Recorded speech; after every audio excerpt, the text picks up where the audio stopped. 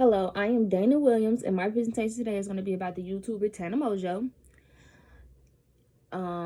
And I do have everything written down, so if I'm looking away or I stop and it seems like I'm reading something, I am.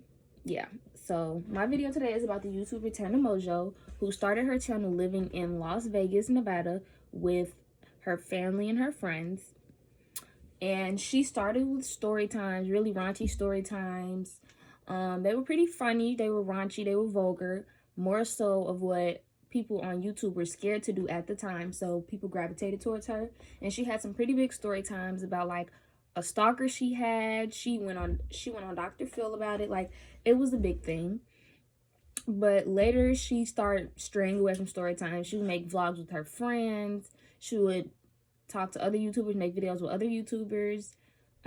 She would show her relationship. So she was really like, evolving over YouTube. And a lot of people thought she had grown up because she had so many scandals before. But a lot of people thought she had grown up. So in 2018, she had made a video regarding VidCon, a big convention where YouTubers get to meet their fans, and fans get to come and meet the YouTubers in a very safe environment and enjoy it and see multiple people at once. So it was really a big thing. VidCon has been going on for years, and Tana had basically made a video saying F VidCon and about the things that VidCon had done for her. So just a brief preference of the video. It was an hour long. She was basically saying how VidCon how VidCon never made her a featured creator, how VidCon kicked her out for safety hazard reasons. If they would have just gave her security, it wouldn't have happened. So she made a joke in the video referring to, I can throw my own convention called TanaCon. No one took it serious. Again, that was in April. A few months later, in June 2018, she announced that the TanaCon is gonna happen. It was gonna happen. She said that somebody decided to take a chance on her and they were gonna have a TanaCon. And it was gonna be the same day as VidCon. It was gonna be in the same area as VidCon, and the prices were gonna be dirt cheap. And they were gonna have some of the favorite creators that don't go to VidCon anymore, like Shane Dawson. It was just a really big hyped up thing. She promised to have gift bags, twice the price value of the tickets. She promised to have, my bad. She promised to just give a very good experience and just everybody leave VidCon alone, and everybody was just gonna love TanaCon, right? But when the day came, everything was different. The convention barely had happened. People were lined up hours before the convention opened at 10 o'clock outside the Marriott in California, Anaheim, and they were just so ready for TanaCon. The convention opened up at 10 a.m. and some people never even seen inside of the building. Basically, just to give a brief description, TanaCon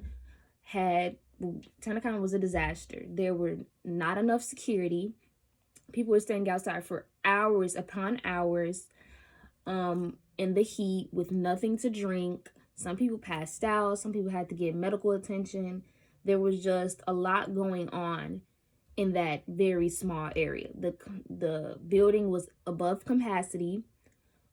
It was just a lot going on. People were standing outside for hours. It just was not what everyone was expecting. So a few hours into the convention actually opening, they decided to cancel it for safety reasons, for safety hazards, because of so much going on and so many people outside. Once the convention was thrown out that it was canceled and everyone have to leave, Tana did get on Instagram Live and say that she apologizes. She did not expect 15,000 people to show up. She did not think 15,000 people were going to come. They weren't expecting that big of a turnout. Now, 15,000 people is a lot of people. But a lot of people were coming up with receipts and evidence saying that it was not nearly 15,000 people. about how 15,000 people would not have been that size of a crowd. Now, she had not said anything else about it. She lets one of her good YouTube friends, Shane Dawson, who is very big on YouTube, one of the featured creators for TanaCon, she lets him give her a platform to tell how she felt, because she felt like he was going to deliver what she needed to give off. The video was a series, and how she was just in the video saying she was sorry, how she tried her best to make this as good as she possibly could. All the questions that you guys were asking, she was asking as well. Where's security? How, if this happens, what's going to happen with this? Is this going to be enough people? Is this capacity be able to hold thousands of people? And she said they were all telling her yes. They was telling her whatever she wanted to hear, and that she was not expecting this either. She claims the 15,000 people that she saw was there was not true. It was not true.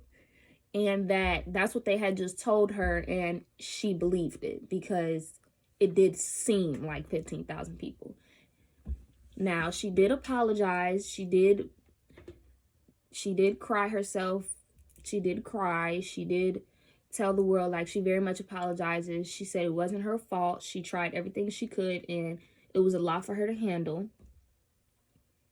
And she would try to make it up to everyone. But it is now 2020. Nothing else has been said about it. She was forgiven, and now she's on to her next scandal. Thank you for watching my video, and I hope you enjoy. Have a nice day.